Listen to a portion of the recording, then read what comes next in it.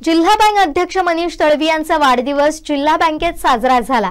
आमदार निरंजन डावखरे यांची विशेष उपस्थिती होती। पाहुयात हे बर्थडे सेलिब्रेशन।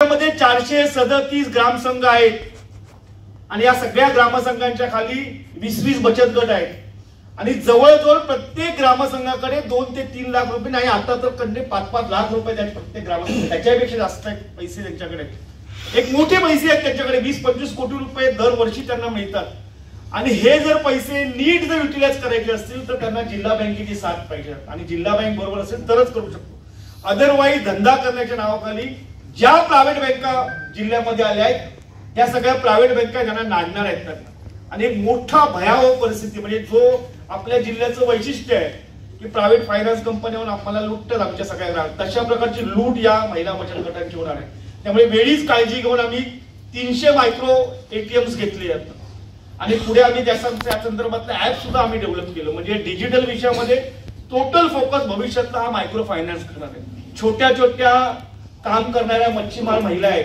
त्या रस्त्यावर मच्छीमारी करतात, त्यांची काय रिक्वायरमेंट असते पण रोजची 2 ते 3,000-5,000 रुपयाची रिक्वायरमेंट असते। जो भाजीवाला असतो, जो बेळगावच्या दलालाकडनं खरेदी करतो, त्याची हेच यामध्ये खरं म्हणजे उपयोगी पडलेलं आहे। त्यांनी ह्या सगळ्या बँकेची ग्रोथ होण्यासाठी खूप मोठी मदत केलेली आहे।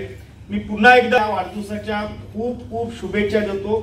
अशाच नवीन नवीन कल्पना प्रॅक्टिकली राबवण्याची शक्ती तुम्हाला तुमची ग्रामदेवता देव अशी मी ईश्वरचरणी प्रार्थना करतो। ही जिल्हा बँक या जिल्हावासियांची आहे, या जिल्ह्यातल्या सर्वसामान्य माणसाची आहे, या जिल्ह्यातल्या सर्वसामान्य शेतकऱ्याची आहे, या जिल्ह्यातल्या सर्वसामान्य व्यापाऱ्याची आहे, या जिल्ह्यातल्या महिलांची आहे, या जिल्ह्यातल्या विद्यार्थ्याची आहे आणि म्हणून त्या प्रत्येकाच्या आयुष्यातल्या प्रत्येक पावलामध्ये आपलं काहीतरी योगदान असलं पाहिजे। प्रत्येकाच्या या सगळ्या वाटचालीमध्ये जिल्हा बँक निश्चितपणे प्रत्येक ठिकाणी असली पाहिजे, याच्यासाठी आपला प्रयत्न आहे आणि म्हणून आम्ही आता ग्राहकापर्यंत जाण्याचा त्या ठिकाणी प्रयत्न करतोय। आतापर्यंत ग्राहक बँकेत येत होता, परंतु या पुढच्या काळामध्ये जिल्हा बँक या जिल्ह्यातल्या प्रत्येक ग्राहकापर्यंत पोहोचेल आणि म्हणून डोअर स्टेप बँकिंगचं काम आपण या ठिकाणी सुरू करतोय। उद्या 13 ऑगस्टला बँक सखी ही जी संकल्पना आहे या महाराष्ट्रात नव्हे तर या देशामध्ये पहिली जिल्हा मध्यवर्ती सहकारी बँक आहे की जी बँक सखी संकल्पना त्या ठिकाणी राबवणार आहे। आम्ही ज्यावेळी परवा नाबार्डकडे जवळपास 200 कोटीपेक्षा जास्त रक्कम हे 24% 36% व्याज दराने प्रायव्हेट फायनान्स कंपन्यांच्या माध्यमातून या जिल्ह्यात वितरित केली गेली आहे। मागची 2-3 वर्ष हे जे जाळं आहे हे जाळं त्या लोकांनी पेरलेलं आहे आणि याचे दुष्परिणाम पुढच्या 2 वर्षांमध्ये या जिल्ह्यात दिसायला लागतील आणि आमची सर्वसामान्य जी मंडळी आहेत ती त्या व्याजाच्या ओझ्यामध्ये भरडली जातील आणि त्याच्यातनं जर वाचवायचं असेल तर जिल्हा बँकेला आता या बाबतीमध्ये पाऊल उचलावं लागेल आणि म्हणून तुम्ही आम्हाला मान्यता द्या अशा प्रकारची त्यांना विनंती केली आणि निश्चितपणे मला खात्री आहे की या डोअर स्टेप बँकिंगच्या माध्यमातून या मायक्रो फायनान्सच्या माध्यमातून आपण या जिल्ह्यातल्या सर्वसामान्य माणसाच्या उज्ज्वल भवितव्यासाठी निश्चितपणे काम करू आणि या सगळ्यामध्ये म्हणजे संचालक मंडळ नेहमी प्रत्येक निर्णयामध्ये माझ्या सोबत असतो। माझ्या सोबत काम काही चुका होत असतील तर निश्चितपणे ते प्रत्येक वेळी त्या ठिकाणी सुधारणा करण्यासाठी सूचना करतात। आम्ही सगळेजण ते स्वीकारतो आणि पुढे जातो। या सगळ्यामध्ये मागच्या 2-2.5 वर्षांमध्ये आम्ही कर्मचारी म्हणजे सगळ्या सहकाऱ्यांना खूप त्रास सुद्धा दिलाय की बाबा रात्रंदिवस काम करा, खूप मेहनत करा. त्यांच्या घरातले सुद्धा त्यांना विचारत असतील की बँकेकडे तुमचे एवढा वेळ काम करताय, तुमचा पगार दुप्पट झाला की काय असं विचारत असतील. परंतु आपल्याला खरंच भवितव्यासाठी आणि आपल्या बँकेच्या उज्ज्वल भवितव्यासाठी आपल्याला सगळ्यांना खूप चांगलं काम केलं पाहिजे. थोडीशी मेहनत अजून 1-2 वर्ष जर आपण केली तर निश्चितपणे मला खात्री आहे की या जिल्हा बँकेबरोबर स्पर्धा करण्याची हिंमत कुठलीही बँक या जिल्ह्यात येऊन करू शकत नाही. नॅशनलाइज बँक सुद्धा करू शकत नाही याची मला खात्री आहे. आणि तो पाया आपल्याला या ठिकाणी रचायचा आहे. त्या पायाचे दगड आपल्याला रचायचे आहेत आणि ते चांगले असले पाहिजे, तो पाया मजबूत असला पाहिजे. याच्यासाठी आपण सगळेजण काम करतोय. सगळेजण त्या बाबतीत मला सहकार्य करतात याची मला खात्री आहे. म्हणून या वाढदिवसाच्या निमित्ताने आपण जे सगळ्यांनी मला आशीर्वाद दिले, सगळ्यांनी शुभेच्छा दिल्या, त्या शुभेच्छांचा स्वीकार करतो. असेच आशीर्वाद सहकार्य कायम तुमच्या सोबत राहावं अशा प्रकारची अपेक्षा करतो. आणि या सगळ्या भविष्यातल्या वाटचालीमध्ये परमेश्वराने या जिल्हावासियांची सेवा करण्याची अधिक संधी देऊ अशा प्रकारची प्रार्थना करतो. सर्व नेते मंडळी, आदरणीय प्रभाकरजी सावंत साहेब सुद्धा या ठिकाणी आले, त्यांचंही मनापासून स्वागत करतो.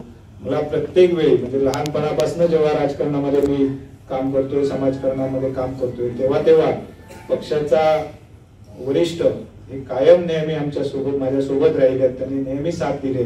आता सुद्धा भारतीय जनता पार्टी म्हणून काम करत असताना मागच्या जवळपास 6 वर्षांमध्ये निश्चितपणे भारतीय जनता मला सहकार्य केलं. आदरणीय राणे साहेब असतील, आदरणीय चव्हाण साहेब असतील आणि जिल्हाध्यक्ष म्हणून प्रभाकरजी असतील, अतुलजी असतील, या सगळ्यांनी प्रत्येक गोष्टीमध्ये सहकार्य केलं. त्यामुळे मी त्यांचा ऋणी आहे.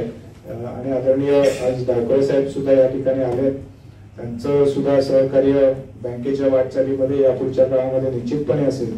जिल्हा म्हणून निश्चितपणे ते कार्यरत असतातच, परंतु आपण सगळ्यांनी मिळून वेगवेगळ्या क्षेत्रातल्या मंडळींना बँकेच्या या कामकाजामध्ये सहभागी करून घेतलं पाहिजे अशा विचाराचा मी आहे. वाटा मोठा असताना बँकेच्या माध्यमाने फार चांगली नोंदणी आणि फार चांगल्या प्रमाणात मतदान निघालं, त्यासाठी आपल्या सगळ्यांचे आभार व्यक्त करतो.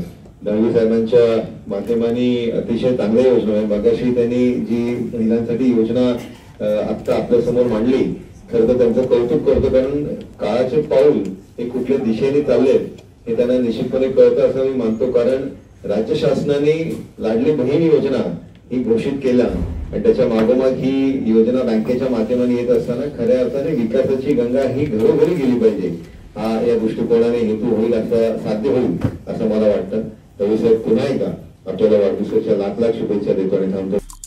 आमचे दिवसभरातले सर्व अपडेट्स, ताज्या घडामोडी आणि थेट लाईव्ह पाहण्यासाठी सबस्क्राईब करा, लाईक करा कोकणचं नंबर 1 महा चॅनल कोकण 7 लाईव्हचं YouTube चॅनल.